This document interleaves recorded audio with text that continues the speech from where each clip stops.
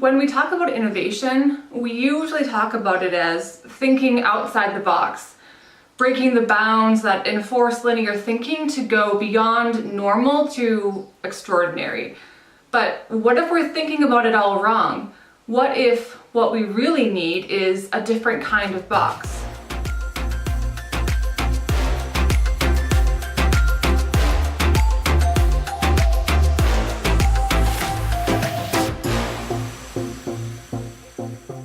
Every great once in a while, something I learned in business school jumps out at me and I'm like, okay, maybe some of that gargantuan pile of student loan debt was worth it. Just kidding, love you, Carlson. I had one of those moments this past week when I read about Kentucky's Innovation Sandbox initiative, and I immediately thought, Innovation Sandbox. I feel like we talked about that in one of my strategy classes at some point. Didn't CK Prahlad write something about that? Spoiler alert, he did. Prahlad coined the term in 2006 with the advice to create an impossibly low-cost, high-quality business model. Start by cultivating restraints. So don't think outside the box. Instead, create the box walls intentionally and make the inside of the box malleable. In their paper, We Can All Play in the Sandbox, Bill Casey and Wendy Peck outline 3 steps for this. 1. Set a really high bar for what good looks like. 2. Identify a handful of aggressive constraints. 3. Begin a radical re-examination of your assumptions and self-imposed limits. Prahlad discussed the approach under the lens of healthcare, but I think the concept has never been more relevant to insurance than it is now, which is why I stopped mid-scroll when I saw what Kentucky is doing. On May 20th, 2019, Kentucky Governor Matt Bevin signed a new legislation into law that creates a sandbox for insurance innovation. Per the press release, the regulatory sandbox, which will be administered by the Department of Insurance, allows for private sector flexibility while preserving necessary consumer protections. Basically letting organizations experiment with ideas that would otherwise be prohibited under the current insurance code.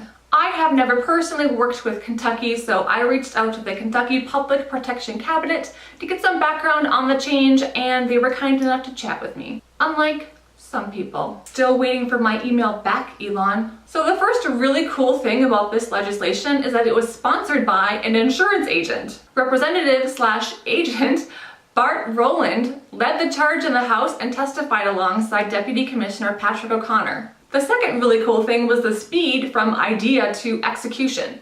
Less than a year from first draft to signing, which is pretty amazing when you think about all the legislation that languishes in committee year after year and never makes it out. So what exactly is this sandbox and how does it work? Because you know I read the full bill. The prospective innovator applies to the department for admission to the sandbox by submitting a form and a $750 filing fee.